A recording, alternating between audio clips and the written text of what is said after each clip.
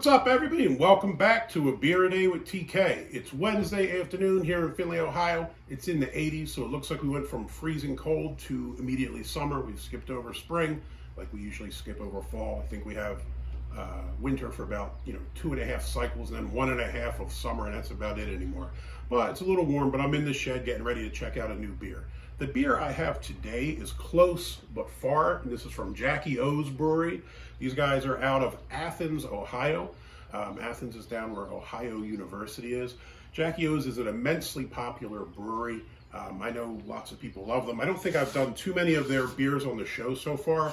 I don't know why, but in my brain I associate them with doing IPAs. I know onto the website they have over 50 different beers available at their locations in Athens. But it seems to me like whenever I see Jackie O's stuff on the shelf out here, it's always IPAs or something similar. And this one is a Hazy IPA.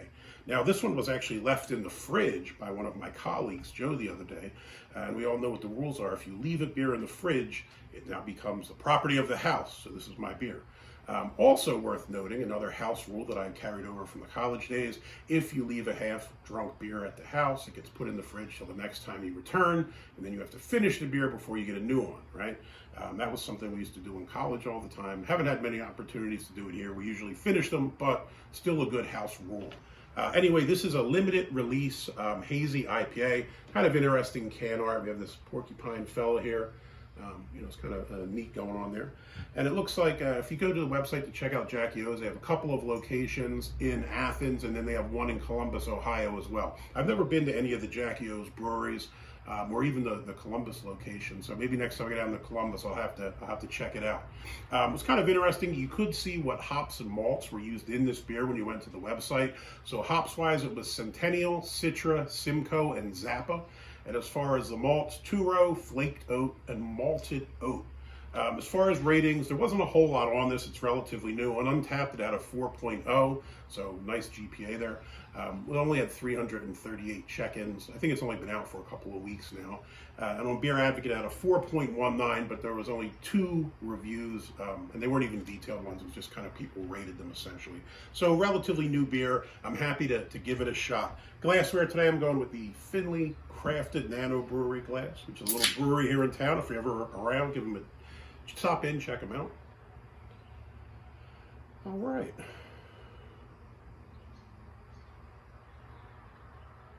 As far as appearance, initially it's what you'd expect. It's a hazy IPA, and sure enough, it has a hazy IPA look, right? So if you check that out, I don't know, kind of a straw color, but it's hazy. I can't see through it. Maybe a tiny bit of an orangey hue. The head looks quite nice. It looks quite white, frothy. It's probably verging on 2 fingers, probably 1 3/4. But that looks really, really nice. Smell. Pick up the hops. It's a citrusy hop smell, but it's not over the top. This is 6.5% ABV, so not a light beer. It's got a fair amount of kick to it. Yeah, it's got a nice smell. Let's give it a shot. On a hot, hazy day, Hazy IPA will do the job.